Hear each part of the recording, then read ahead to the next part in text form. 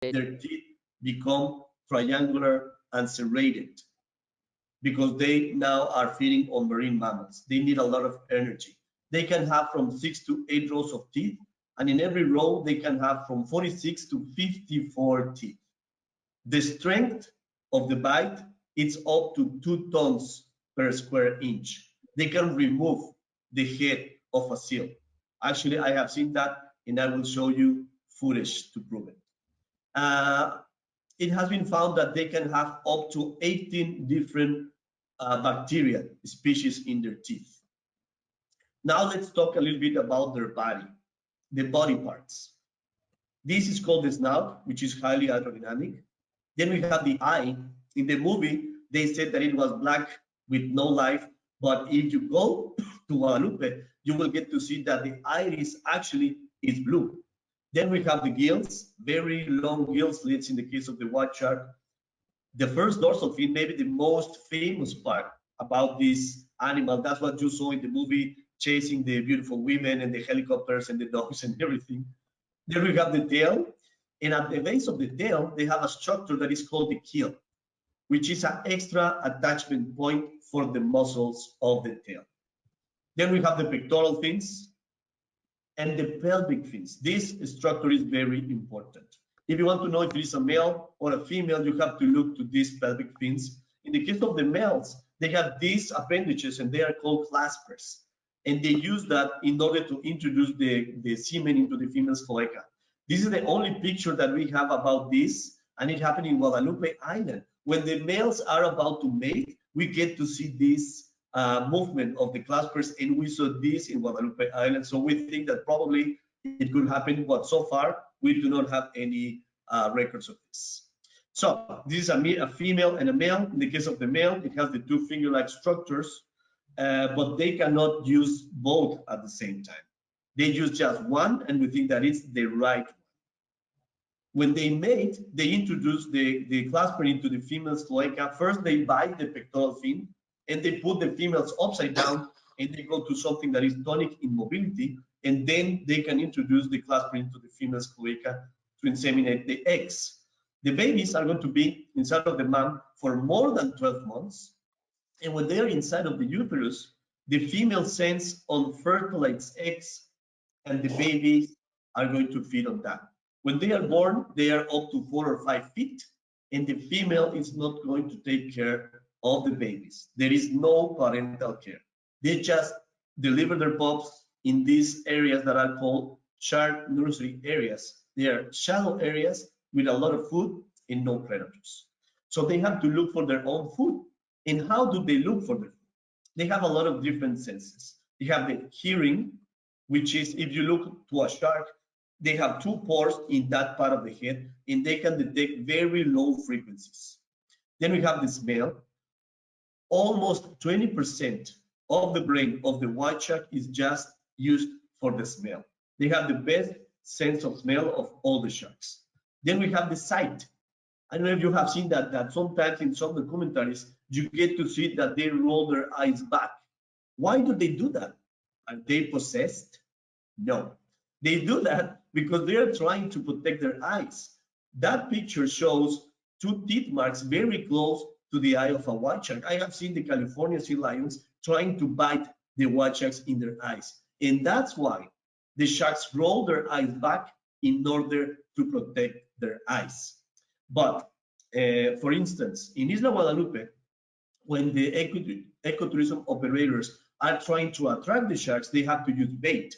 But unfortunately, sometimes the sharks do that. They roll their eyes back, so they are blind for a few seconds. And we have had a few incidents with the sharks and the cages, and it is because of this, because they roll their eyes back. And sometimes if they're tiny or juvenile, they can get inside of the cages. And that's why we are working now with the CONAM, which is the Marine Protected Areas here in Mexico. And we are working in the new manual in order to show all the things that we should do as ecotourism operators, because we really would like to avoid this kind of incidents. Let's keep talking about the senses. Also, we have the lateral line. They can detect if there is another shark or fish close to them just by their movement. And this is my favorite, electroreception. They can detect different things. If you see a shark, this is the snout, in all those little pores are called the ampullae of Lorenzini. And with those pores, they can detect different things like the electricity of the prey, the temperature of the water, the salinity, and also the electromagnetic field of the earth. So they know what is the north, what is the south, what is the east, what is the west. Actually, the second longest migration ever made by a marine organism was made by a white shark from South Africa to Australia, back and forth. It's like 7,000 miles that way and 7,000 miles this way. So this is amazing, and we think that they can know that because they can detect what is the north and what is the south with this set of ampullae of Lorenzini. We can find the white sharks all over the planet between the 60 degrees north and the 60 degrees south. There are very good places to see them, like California, South Africa, Australia, New Zealand. In Japan, there's a lot of records of pregnant females. But what about Mexico? Unfortunately, before 2000, we didn't have a lot of information about this species. All the information that we had was based on dead organisms, giving us a very little insight into their biology and the behavior of this majestic animal. All the records that we had were in the Sea of Cortez and in the islands of Cedros and San Benito. Actually, we are thinking about doing expeditions to Cedros in order to find out how is the population of white sharks there.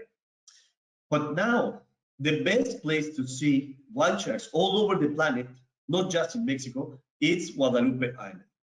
In Guadalupe Island, it's located in the Mexican Pacific at about 260 kilometers, 136 miles from the Mexican mainland. It is a big island. It is like 19 miles per 6.5 miles. What about the ongoing research? The Americans started by tagging sharks with a device that is called satellite transmitter.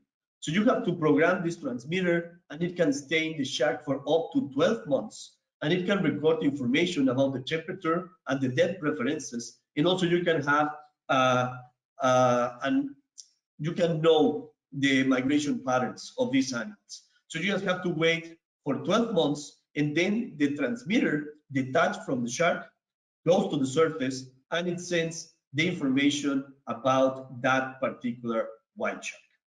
With these devices, American scientists have found very important information about the migration patterns of this species. In Guadalupe, Dr. Michael Omeyer has tagged more than 100 sharks, and he found that they can go as far as Hawaii and also to a place between Hawaii and Guadalupe Island.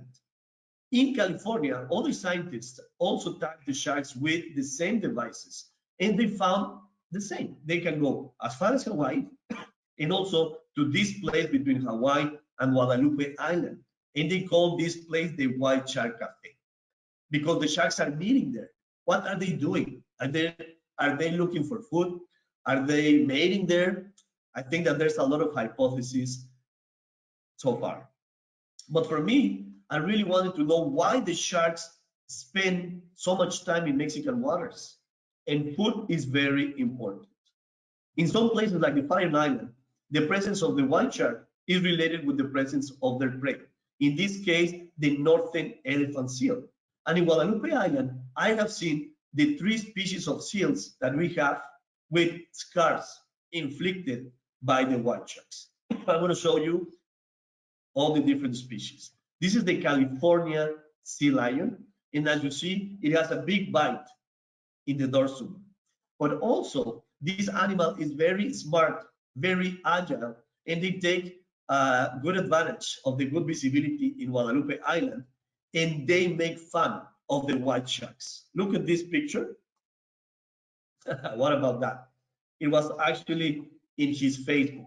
I love riding sharks. But they do that because they take advantage of the good visibility. They wouldn't do this in California, okay? They just do this in Guadalupe because visibility is more than 100 feet. That's the California sea lion. This is the second species, the Guadalupe 4 seal. Every time that I find these dead bodies, they are like that, without the head. We do not know why the sharks are not feeding on the whole carcass. They just remove the head and they leave the body. So we are trying to understand if there is some kind of fatty acid in the head that is important for the white shark. So we will try to do that this year. And this is the preferred prey. This is the northern elephant seal, and you can see the teeth marks in the body. This is a juvenile with a big bite in the chest. This is a big male. That's why they are called northern elephant seals, because look at the proboscis that they have, and look at the lower part of the body. They also have these bites. This is a pregnant female of a northern elephant seal, and look at the radius of that bite. This is another one, and this picture was taken in December. So as you see, if you really would like to disable a northern elephant seal, you have to remove the head or the lower part of the body, because they move with that part. Also, a few years ago, I was in Guadalupe, and a captain called me on the radio, and he told me, Mauricio, I think that somebody is shooting the seals with a shotgun. So I went to the shore and I checked, and I saw different seals with these rounded scars. As you see, most of them, they were bearing these scars. So you are not going to believe this, but I speak seal. I can talk with the seals, and I asked the seals, what's happening? And they were like, I don't know, something is happening. And it's not just happening to the seals, it's also happening to the dolphins, the fish, and also the white sharks. So we started CSI Guadalupe Island in order to find who was the killer, and we found it, the cookie cutter shark. It's a very little shark, it's 42 centimeters long, but look at the size of their teeth. And the hypothesis is that they move like a squid, and also they have bioluminescence. So they pretend that they are a squid, and when the shark or the seal or the tuna are about to feed on them, they just move and they take a big chunk of meat. This is the most dangerous shark in Guadalupe Island. I wouldn't swim during the night in Guadalupe, not because of the white sharks, but because of these little bastards that can get you during the night. But let's keep talking about what we do in Guadalupe. Okay, this is my boat, and then we see a shark. So we have to take pictures, underwater pictures of the sharks in order to identify them. First, by their size. Look at this. In the past, we thought that the biggest shark recorded was 6 meters. It was actually a female that was caught in Cuba. But in 2013, we saw the biggest shark ever filmed ever. And it was in Guadalupe Island in November, when we get to see the big females. I uploaded this footage to my Facebook, and it got viral. Everybody saw the blue, and it was amazing because people were super happy about this amazing animal still alive. We took footage of this shark with a drone, and it was very similar to the size of my boat. In my boat, it's 6.5 meters.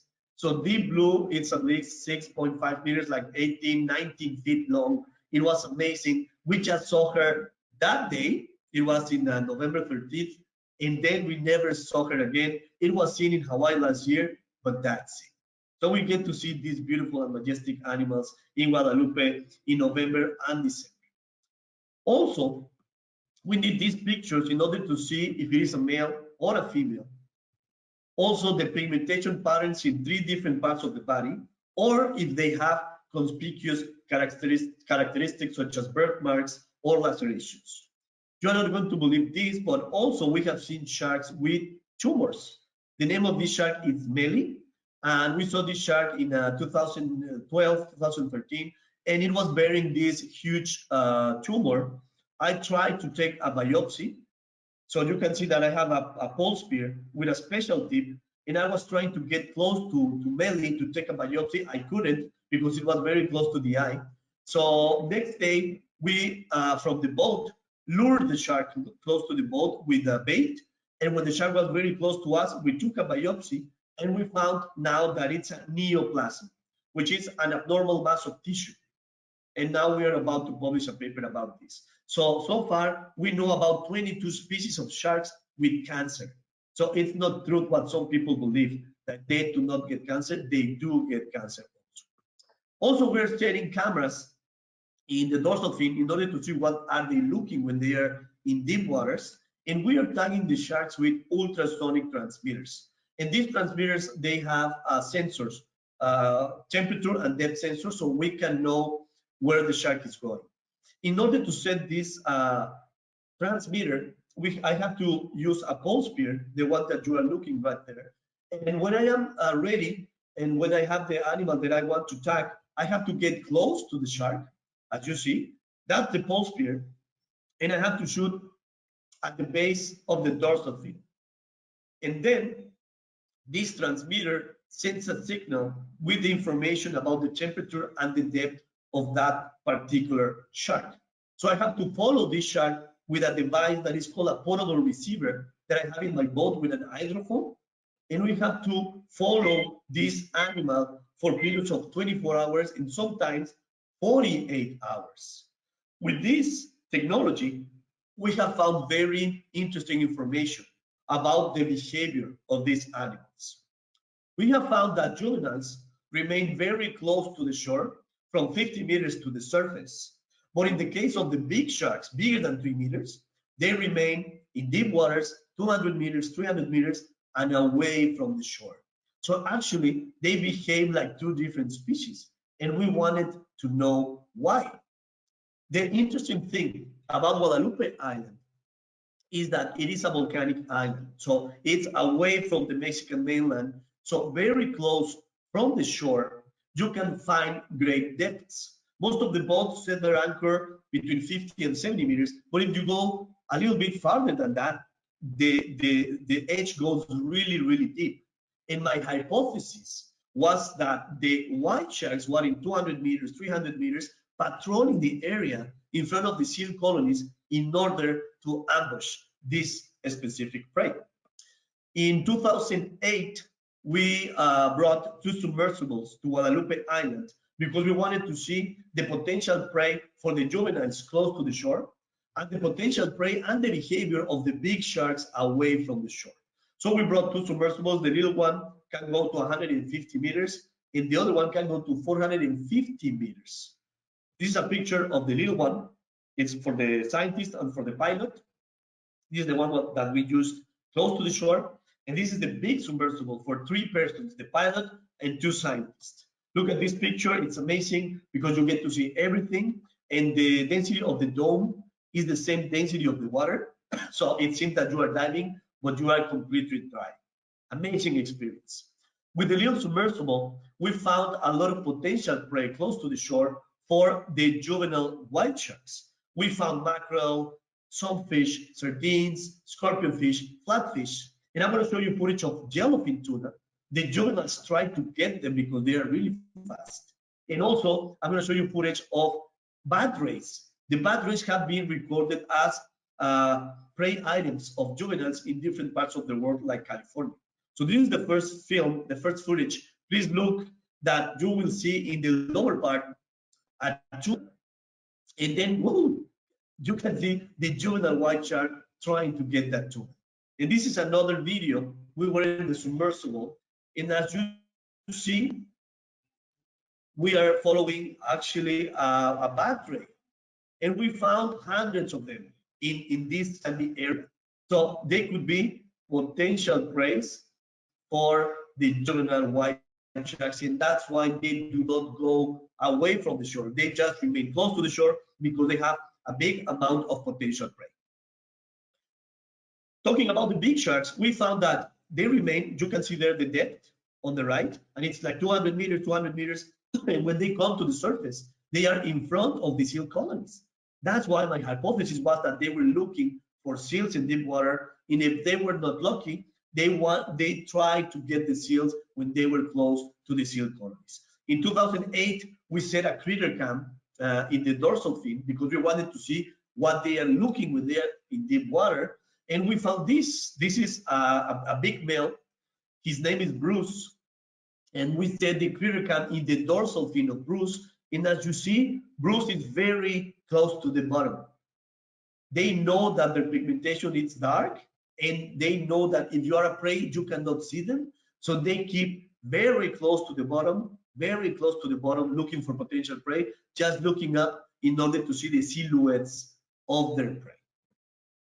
We did a lot of dives with the big submersible away from the shore, and I'm going to show you footage of two things that we found. The first one, it's about an octopus feeding on a squat lobster, and the second video, it's about a very weird looking animal that is called a chimera. It's a relative of the sharks. Their whole body is also made of cartilage, but they move with the pectoral fins. So the first video, look at this. We were at about 300 meters, and then we saw this octopus. So we turned on the lights, and as you see, there's like a squat lobster, and you will see the behavior of the octopus. As soon as we turn on the lights of the submersible, the octopus saw the squat lobster, and you will see what's going to happen.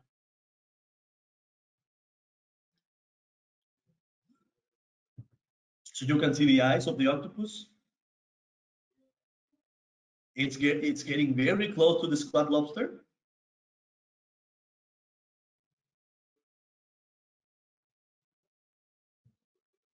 And look at this.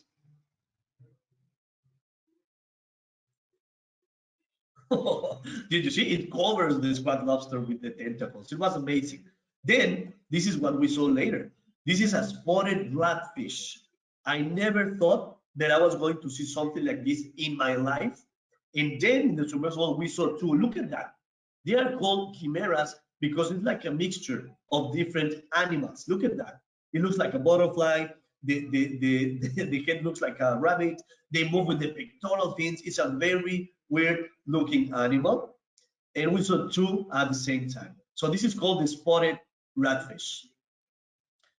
So we found a lot of potential prey for the big sharks in deep water. We found skates, we found the chimeras, but my hypothesis was that they were looking for the seals in deep water. Look at this picture. This is a picture of a white shark patrolling in deep water. This is like 100, 120 meters. And we found a lot of white sharks patrolling in front of the seal colonies. This is footage that we took 2 years ago. We were in a submersible at about 300 meters. As you see, it's pitch black. You cannot see anything. But suddenly, we decided to turn on the lights, and that it's a big female patrolling right at the edge. So this is like 300 meters. You cannot see the shark because it's very dark, and the shark knows that. We were able to see that big female just when we turn on the lights of the submersible. So this is amazing. This is the only place on Earth where the white sharks are looking for prey in deep water. In most of the places, they look from 20 meters to the surface. In Guadalupe, we get to see the sharks at 200 meters, 300 meters. So this is my hypothesis. They are right at the edge looking for the seals, and if they are not lucky, they go to shallow waters close to the seal colonies. And this is what they do. They take advantage of the good visibility of Guadalupe. When they see the seal, they remove the lower part of the body or the head. So this is my hypothesis before 2013. I didn't have any tools to prove it, but then in 2013, I was super lucky because people from Good School Institute and Discovery Channel came to Guadalupe with this device that is called an AUV, Automatic Underwater Vehicle. So we had to set a transponder in the shark, and that transponder was going to send a signal to the AUV, and the AUV was going to follow the shark for 3 hours and a half.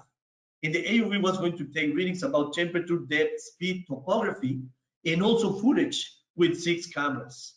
So this is us. I am there with Dr. Greg Skomal, and we are about to set the transponder in a white shark.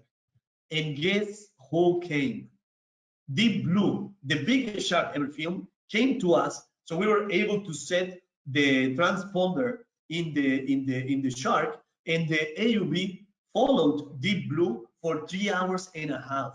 We did one of the most important shows in Shark Week. and it was in Mexican waters with the automatic underwater vehicle following Deep Blue. So, as I told you, the AUV was following Deep Blue, and it has 6 cameras. You can see the center, you can see up, down, left, right, and back. So it was amazing because for the first time, we were able to see what the white sharks are doing in deep waters. As you see, you can see Deep Blue right there. It's close to the bottom. It's patrolling the area. Suddenly, one of the engineers told me, Mauricio, the AUV is following very awkward. Do you know about any current or something? And I was like, no, I don't. Why don't we bring it up and check what happened? So we brought the AUV to the surface and we were checking the footage. So this is the footage of the camera that is looking back, and this is about 96 meters. And suddenly, the white sharks were attacking the AUV. The shallowest attack was 96 meters. The deepest attack, 296 meters. So this is for the first time they prove that the white sharks are looking for prey in deep water. It was amazing, amazing. Actually, look at this picture. I am checking all the attacks on the AUV. We had 9 attacks in the first expedition. I was super happy because I was able to test my hypothesis. But look at the people from Discovery and Woods Hole Institute. They are very scared because we didn't have an insurance for the AUV against white shark attacks. So this is what happened to the real seals. They remove the lower part of the body in deep waters, and they just follow the carcass to the surface. This is what you get to see in December. You get to see the dorsal fin and the tail of the sharks, a lot of blood. You get to see the birds, and then a few minutes after you see this dead seal, you get to see the sharks feeding on the carcasses. This is footage that we took from a white shark feeding on a seal. As you see, the white sharks come and they can remove 30 kilograms, like 60 pounds of meat with each bite. It's amazing when you get to see that. And as you see in the footage, we get to see sometimes not just one shark, but 2, 3, 4, 5. Do they fight? No, not at the beginning. They do something that is called a display because they don't want to have a fight. And I'm going to show you some examples of these displays. This is the confrontation one. So the one that moves first is the loser. The other one is called the parallel swimming. They measure themselves. They get close to each other in order to see who's bigger. Look at this footage. So we have 2 males and they want to know who's bigger. Okay, snout with snout. Let's see who's bigger. As you see, the one closest to the cage is bigger. So the other one remains below. It's like, okay, you are bigger and I respect that. So you can have the bait first. So there's like a hierarchy based on size. They are not stupid animals as people believe. They are very smart. This is another one. It is called the gaping. They open their mouth and they keep their mouth open, showing the teeth to the other opponents. This is called the breach. And I think that also it is a display because I get to see this display when you get to see 2 or 3 males at the same time. So when you get to see that, one of them is going to jump in order to show the other one that he is bigger. Look at this footage. So we were in the cage and you will see this male, the name of this male is Mao. And look, suddenly it goes to the surface and boom, it jumps in order to show the other males that it's bigger than them. Okay, this is my favorite. I call this display the head shaking.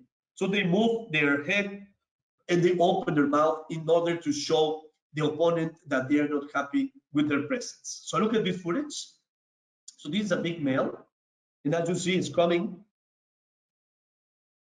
and then they open their mouth and they show their teeth to the other sharks. I have seen this behavior just once, no, just twice, and it's amazing because you get to see a white shark with their mouth open, showing all their teeth.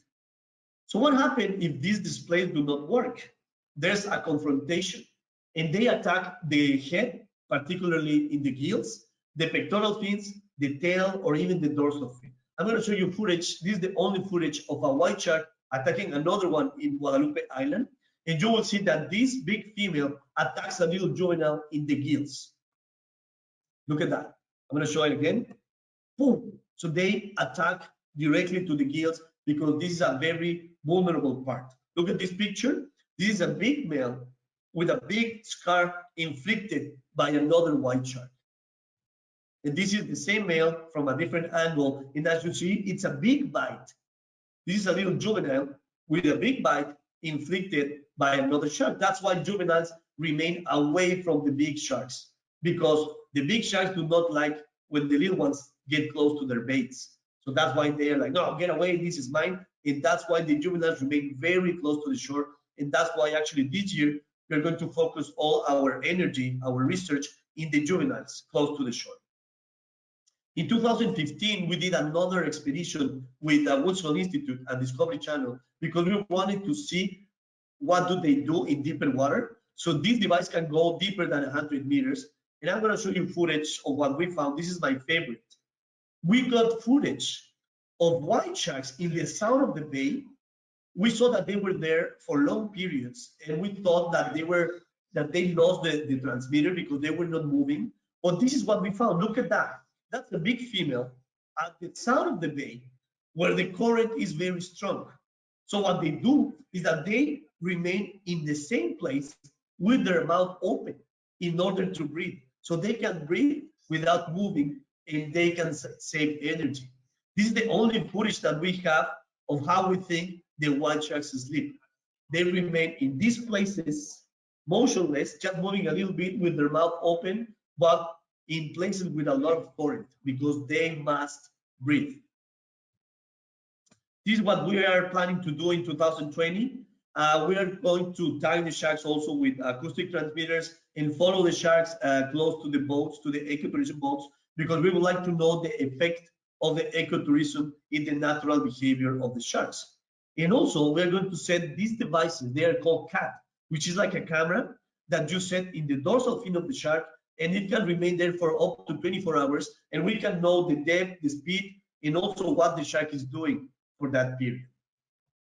Also, we will try to set satellite transmitters in the small sharks, in the juveniles, because we would like to know where are they going after they depart from Guadalupe Island. Unfortunately, in Mexico, the babies have been caught because the babies remain close to the shore. What you see there is a little juvenile. Look at the little tiny claspers. And we are trying to identify all the nursery areas for these species in Mexican waters. Also, for us, kids are very important, and that's why we designed a comic about the life of a marine biologist. His name is Mauricio. I don't know why, but the story says that Mauricio was in Guadalupe Island with his captain, and then they saw these illegal fishermen killing white sharks. So they jumped into the water to save the white shark, but Mauricio was hit in the head by this illegal fisherman, and he goes to the bottom, but he's saved by one of the sharks.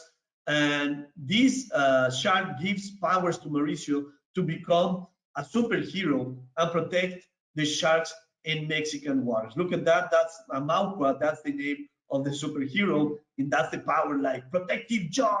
I'm going to show you a little cartoon about this superhero. So this is the marine biologist, and oh my God, what happened? Okay, I am Deep Blue, and I would like to give you power to protect sharks in Mexican waters. So sharks are not alone anymore, and then he becomes the superhero that protects sharks in Mexican waters, not just in Guadalupe Island. We have another comic in Playa del Carmen protecting the bull sharks, and the third one is the same superhero protecting sharks in Revillagigedo archipelago. So talking about kids, this is me when I was like 3 years old, and you can see that I have my two favorite animals, Mickey Mouse in one side and a white shark in my hand. And this is me in 2008 with the real white shark. Thank you very much. If you have any questions, please let me know.